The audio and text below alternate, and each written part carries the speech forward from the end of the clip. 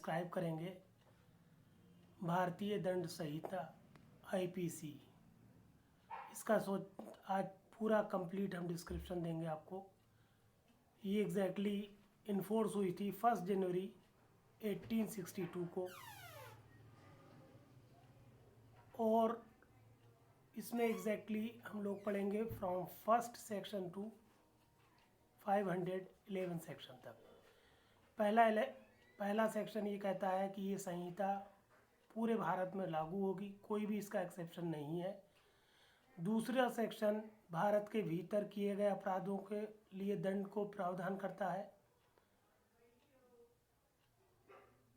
Section 3 जो है भारत से परे किए गए किंतु उसके भीतर विधि के अनुसार विचारणीय अपराधों का दंड है। 4 में राज्य क्षेत्रातीत अपराधों के बारे में बताया गया है। अब यहाँ पर सेक्शन 4 थोड़ा सा समझने वाला है। राज्य क्षेत्रातीत अपराध क्या होते हैं? वो सारे अपराध जो ऐसे व्यक्ति द्वारा किए जाएं जो भारत का नागरिक है और भारत से बाहर किए जाएं, या फिर ऐसा कोई व्यक्ति जो ऐसे विमान पे अपराध करे जो कि भारत में रजिस्ट्रीकृत है और वो भारत का नागरिक नहीं है। तीसरा, ऐसे कोई सोर्स से जैसे कंप्यूटर सोर्स से भारत के बाहर कोई अपराध कारित कर दे। तो ये सारे के सारे 3 तरह के अपराध राज्य क्षेत्रातीत अपराध कहलाते हैं। इसके बाद आप आ जाएंगे सेक्शन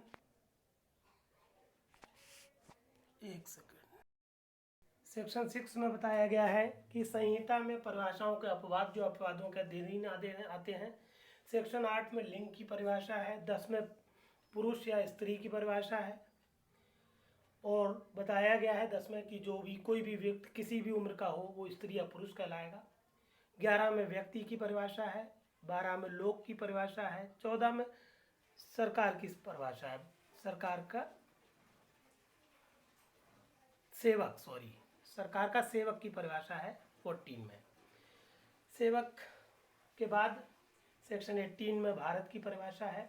19 में न्यायाधीश की परिभाषा है और 20 में न्यायालय की परिभाषा है। थोड़ा सा न्यायाधीश के बारे में समझ लें। न्यायाधीश हर वो व्यक्ति है जो कोई ऐसा निर्णय देता है जिसकी अगर अपील ना हो तो वो अंतिम हो जाएगा, तो वो व्यक्ति न्यायाधीश कहलाता है, चाहे वो सिविल कार्य कर रहा हो, चाहे वो क्रिमिनल प्रोसीजर का कोई अधिकार में कोई ऑर्डर लिख रहा हो। 20 में न्यायालय है। न्यायालय एक निकाय होता है जो न्यायाधीश और अन्य लोगों से मिलकर बनता है। 21 में लोक सेवक की परिभाषा है। लोक सेवक वो सारे लोग होते हैं जो जैसे अधिकारी हैं, न्यायालय के अधिकारी हैं, 2 चीज़ें देखते हैं, क्या वो सरकार से तनख्वाह पा रहा है लोक सेवक में, या फिर वो लोक कार्य को कर रहा है। तो वो अगर ये दो में से कोई भी शर्त पूरी कर रहा है तो लोक सेवक है। या तो वो सरकार से पैसा पा रहा हो, सैलरी पा रहा हो, या फिर किसी भी तरह से अपने लोक कृत्यों को कार्य अंजाम दे रहा हो। 22 में जंगम संपत्ति आती है। जंगम संपत्ति कहते हैं मूवेबल प्रॉपर्टी। मूवेबल वो प्रॉपर्टी है जो फिक्स ना हो, ज़मीन में गड़ी हुई ना हो। जैसे आप समझ सकते हैं कि अगर कोई पेड़ है तो वो अगर फल दे रहा है तो वो भूबद्ध है, इसका मतलब वो स्थावर संपत्ति है, नॉन मूवेबल है। जबकि अगर काटने वाली लकड़ी है तो वो मूवेबल प्रॉपर्टी होती है। अभिलाभ कहते हैं 23 में परिभाषित है। अभिलाभ कहते हैं किसी को आप धोखा देके, कपट करके या विधि विरुद्ध अपराधों से साधनों से कोई धन प्राप्त कर ले तो वो सदोष अभिलाभ है, और दूसरे व्यक्ति को होने वाले नुकसान को सदोष हानि कहते हैं। बेईमानी से परिभाषित है 24 में बेईमानी से। इसमें बताया गया है बेईमानी से का मतलब है कोई भी काम अगर आप इस आशय से कर रहे हैं कि आपका उसमें फायदा हो, दूसरे को सदोष हानि दे रहे हैं आप, तो वो कार्य आपका बेईमानी से परिभाषित है। कपटपूर्ण पूर्वक को परिभाषित किया गया है 25 में। कपटपूर्वक का मतलब है किसी को आपका आशय है कपट देने का, तो वो कपटपूर्वक आशय है। 28 में परिभाषा है। 28 में परिभाषा है कूटकरण की। कूटकरण किसी भी चीज़ को आप सदृश बनाने की कोशिश करें जो उसके लिए आप ऑथेंटिक नहीं है, तो आप कूटकरण कर रहे हैं 28 में।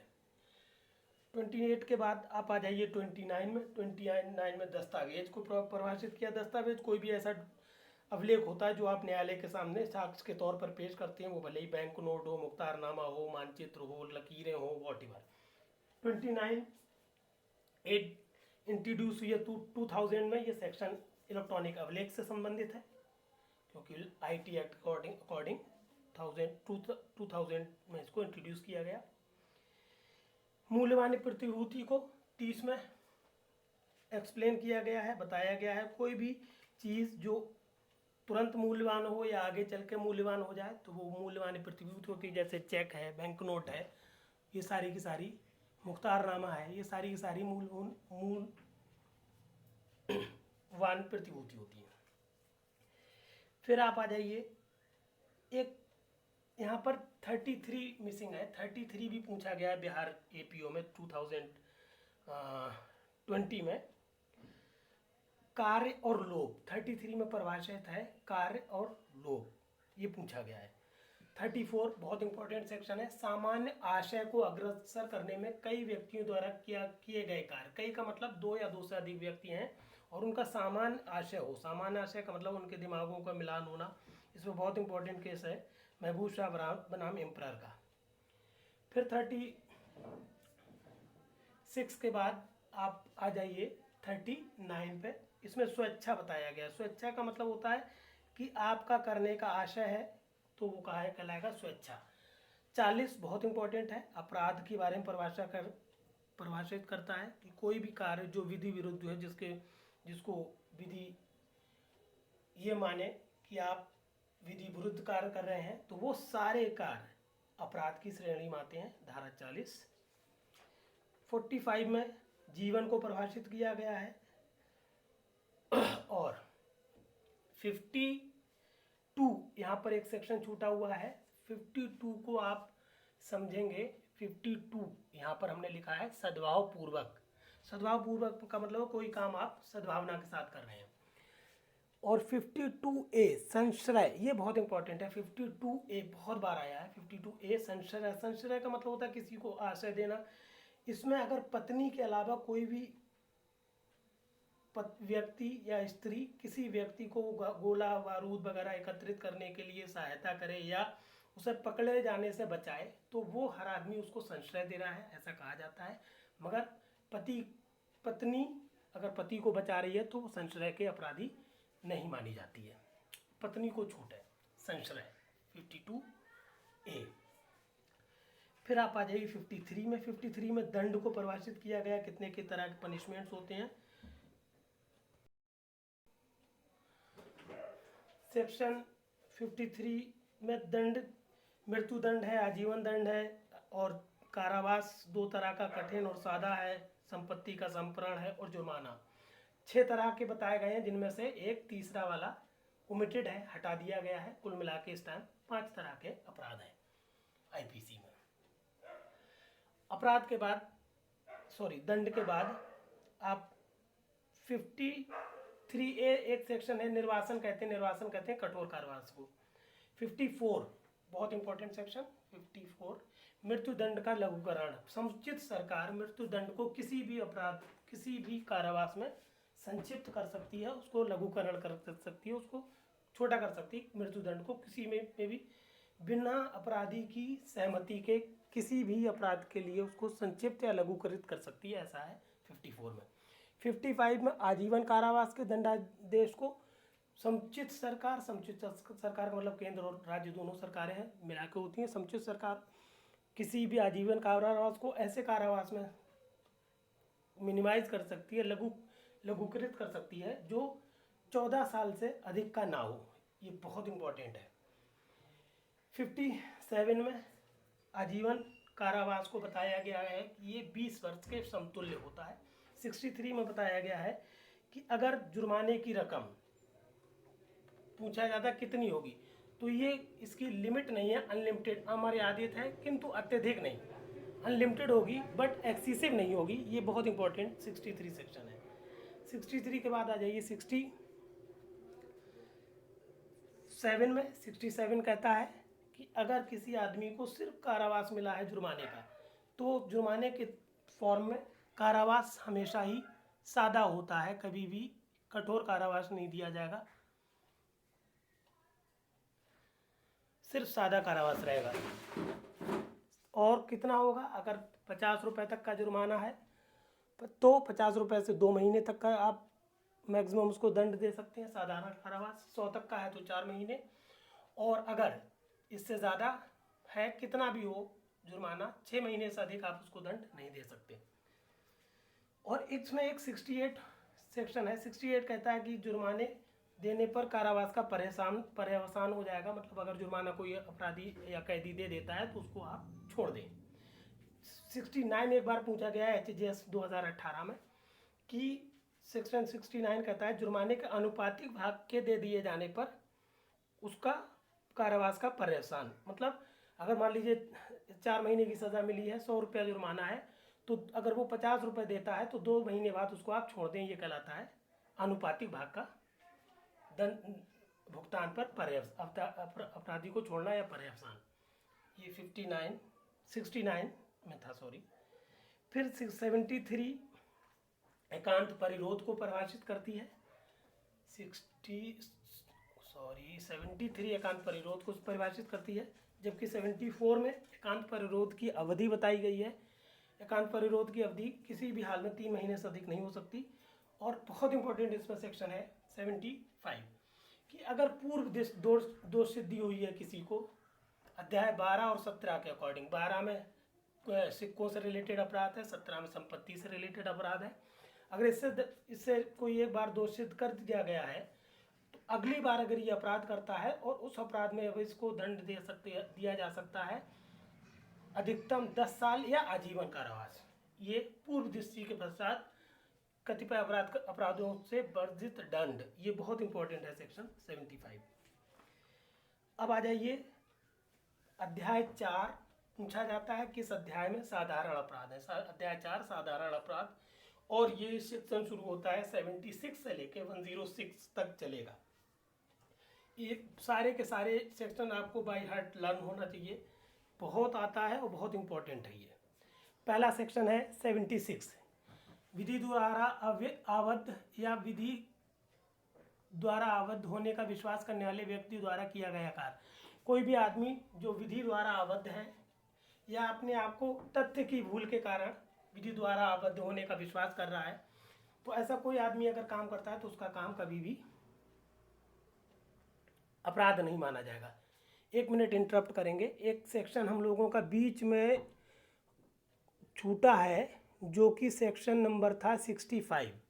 यहाँ पर हमने लिखा है काली पेन से, 65 में बताया गया है जबकि कारावास और जुर्माना दोनों आदिष्ट किए गए हों तो जुर्माना न देने पर कारावास 1/4 होगा। इसका मतलब समझ लें, UPSJS 2018 में आया था कि अगर मान लीजिए किसी को ये इस तरह से क्वेश्चन था कि चोरी का अपराध किया है किसी अपराधी ने, तो चोरी में सज़ा है 3 साल की। तो पूछा गया था कितने, अगर जुर्माना भी दिया गया, सज़ा भी दी गई, जुर्माना नहीं दिया तो मैक्सिमम का 1/4 देना होगा उसको। तो मैक्सिमम सज़ा है 3 साल, 1/4 होता है 9 महीना। तो अगर जुर्माना ना दे, जुर्माना और सज़ा दोनों हो और जुर्माना ना दे पाए तो पूरी सज़ा का 1/4 के बराबर उसको दंड दिया जाएगा कारावास के रूप में। कहने का मतलब है चोरी में 3 साल की सज़ा है, अगर जुर्माना न दे पाया तो 1/4, 3 का 1/4 मतलब अधिकतम सज़ा का 1/4, दैट इज़ 9 महीना उसे और जेल में रहना पड़ेगा। अब हम लोग आ जाएँ 76। अभी हमने एक्सप्लेन किया था कि विधि द्वारा आबद्ध, जैसे मान लीजिए कोई पुलिस वाला है, वो जान रहा है कि अब किसी व्यक्ति को गिरफ्तार करना मेरा कर्तव्य है, और वो किसी ऐसे आदमी को गिरफ्तार कर लेता है जो सचमुच में अपराधी नहीं है, तो यहाँ पर वो विधि द्वारा आबद्ध है। तो इसका मतलब अगर वो किसी और को किसी को उसने कैद कर लिया, बंद कर दिया, तो उसने अपराध नहीं किया, उसको विधि तथ्य की भूल का फायदा मिलेगा। ये सेक्शन जो है तथ्य की भूल से रिलेटेड है। फिर 77 कहता है न्यायिकता कार्य कर रहा है न्यायाधीश का कार्य। अगर कोई व्यक्ति न्यायाधीश है और वो अपना काम कर रहा है तो उसका कोई भी कार्य अपराध नहीं है, वो सज़ा दे सकता है क्योंकि उसका काम ही सज़ा देना है। 78 में बताया गया है न्यायालय के अधीन या अनुसरण में किया गया कार्य, जैसे अगर न्यायाधीश का अनुसरण, जैसे जल्लाद है, जल्लाद को न्यायालय आदेश देता है कि फांसी लगाइए, तो वो न्यायालय के अधीन है और उसका ये काम है, ये काम उसका अपराध नहीं माना जाएगा। ये कहता है 78। 79 में आ जाइए, विधि द्वारा न्यायानुमत या तथ्य की भूल के कारण अपने को विधि द्वारा न्यायानुमत होने का विश्वास करने वाले व्यक्ति द्वारा किया गया कार्य। व्यक्ति मानेगा कि हमको ये न्यायपूर्ण लग रहा है। जैसे मान लीजिए 2 लोग लड़ रहे हैं या आपस में खेल रहे थे, मजाक कर रहे थे, किसी आदमी को लगा यार ये लोग लड़ रहे हैं, उनको पकड़ कर उन्होंने पुलिस के हवाले कर दिया या कॉल कर दी कि यहाँ पर लड़ाई हो रही है, तो यहाँ पर वो अपने आप को विधि के न्यायानुमत कार्य कर रहा था, इसलिए उसका कार्य अपराध नहीं माना जाएगा। इसके बाद आप आ जाइए 80 में, विधि पूर्ण कार्य करने में दुर्घटना। बहुत इंपॉर्टेंट है। अगर कोई विधि पूर्ण कार्य कर रहा है, जैसे मान लीजिए इसका एग्जाम्पल को बताया, इलस्ट्रेशन बताया जाता है कि कोई आदमी कुल्हाड़ी से कोई लकड़ी काट रहा था, कुछ दूरी पर कुछ बच्चे खेल रहे थे, उसकी कुल्हाड़ी का आगे का हिस्सा निकल गया, बच्चे को लग गया, बच्चे के चोट लग गई। तो यहाँ पर क्योंकि वो अगर विधि पूर्ण कार्य कर रहा है तो उसका काम दुर्घटना के अंतर्गत आएगा, उसका काम अपराध नहीं है। अगर वो लापरवाही नहीं दिखा रहा है तो उसने कोई अपराध नहीं किया, उसको इस सेक्शन 80 के अकॉर्डिंग फ़ायदा मिलेगा। इसके बाद आ जाइए 81 में। 81 कहता है कार्य जिससे अपानी होना संभव है किंतु जो आपराधिक आशय के बिना और अन्य पानी को बचाने के लिए किया गया हो। मतलब ऐसा लग रहा है कि कोई नुकसान हो जाएगा, मगर दूसरे नुकसान को बचाने के लिए अगर आप कोई काम कर रहे हैं तो ऐसा काम आपका अपराध नहीं माना जाता है। ये कहता है सेक्शन 81। जैसे एक बड़ा जहाज आ रहा है, इधर देखा उसने एक नाव में 2 लोग हैं, एक में कम से कम 50 लोग हैं, तो बिना नाव के टकराए वो जहाज नहीं निकल पाएगा, तो उस वक्त कैप्टन 2 लोगों को नाव को दबा देता है, 2 लोग उसमें मर जाते हैं और 50 लोगों को बचा लेता है। तो इसका मतलब यहाँ पर उसने विधिपूर्ण कार्य किया है, वो अपराधी नहीं है। ये कहता है आपका सेक्शन 81। 82 क्या कह रहा है?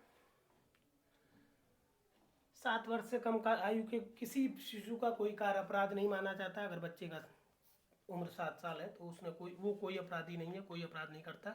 इसको हम एक और नाम भी देते हैं, डॉली इन कैपेक्स। बच्चे अक्षम होते हैं, वो अपराध नहीं करते 7 साल से कम। एक और इसी में आगे चलेंगे हम 83 में। 7 साल से ऊपर है क्यों, मगर वो 12 साल से बच्चा कम है और वो अपरिपक्व है, दिमागी तौर पर साउंड नहीं है, एकदम साउंड माइंड का बच्चा नहीं है, तो उसके कार्य को भी आप अपराध नहीं मानेंगे। मतलब 7 से ऊपर हो, 12 से कम हो, मगर वो परिपक्व बुद्धि का ना हो, तो भी वो अपराधी नहीं माना जाएगा। 84 बहुत इंपॉर्टेंट सेक्शन, विकृत चित्त व्यक्ति का कार्य। इसको मैकनॉटन बाद भी का मैकनॉटन से के नाम से मैकनॉटन का अनुच्छेद का की धारा कही जाती है। मैकनॉटन बहुत इंपॉर्टेंट केस है इस पर। इसमें बताया गया कि अगर कोई पागल है जो नहीं जानता कि वो क्या कर रहा है, तो उसके कार्य को कभी भी आप अपराध की श्रेणी में नहीं रखेंगे। 85 सेक्शन क्या कह रहा है? 85 कहता है कि कोई भी 85 और 86 दोनों को बहुत ध्यान से समझें। 85 में कहा गया है ऐसे व्यक्ति का कार्य जो अपनी इच्छा के विरुद्ध मिथ्या में होने के कारण निर्णय पर पहुंचने में असमर्थ है। देखिए, किसी आदमी ने अपनी इच्छा, इस 85 में आया इच्छा के विरुद्ध, ठीक सेक्शन में ही आया है। और 86 में भी आदमी शराब पीता है और इच्छा के विरुद्ध ही पीता है, मगर सेक्शन में कहीं पर इच्छा के विरुद्ध वर्ड नहीं आया है। तो पूछा जाता है इच्छा स्वैच्छिक महत्ता और परीक्षिक महत्ता। तो 86 को अगर आप सही से प्रोनाउंशिएट करेंगे, 86 86 को स्वैच्छिक, तो ये माना जाता है 86 जो है 86 है सेक्शन, वो स्वैच्छिक महत्ता, अपने आप आपने नशे में है, महत्ता में है, तो आपने अपराध किया है, तो आपका अपराध नहीं माना जाएगा। 85 में इच्छा के विरुद्ध परीक्षिक, मतलब आपने अपनी इच्छा के विरुद्ध कोई किसी ने आपको शराब या कोई ऐसी नशीली चीज़ करा दी और आपने अपराध कर दिया, तो आपका कार्य अपराध नहीं है। मतलब 85 अस्वैच्छिक महत्ता से रिलेटेड है, 86 स्वैच्छिक महत्ता से रिलेटेड है। 87 में एक बात बताई गई है कि कोई ऐसा कार्य जिसमें आपका किसी को घोर उपहति कारित करने का आशय ना हो और ना उसकी कोई संभावना और ज्ञान हो, और फिर भी कोई दुर्घटना हो जाए। जैसे कोई दो लोग कुश्ती पट्टेबाजी कर रहे हैं, लड़ रहे हैं, हालांकि उनका इंटेंशन एक दूसरे को मारने का नहीं है, नुकसान पहुंचाने का नहीं है, फिर भी कोई आदमी मर जाता है दुर्घटनावश, तो कोई कार्य इसमें अपराध नहीं माना जाएगा। 88, किसी व्यक्ति के फायदे के लिए सम्मति से सद्भावना पूर्वक किया गया कार्य। 88 कहता है कि अगर किसी की सम्मति से आपने कोई सद्भाव, जैसे कोई सर्जन है, किसी को ऑपरेट करता है और उसका इंटेंशन उसको मारने का नहीं है, मगर फिर भी उसकी मौत हो जाती है, तो ये बताया जाएगा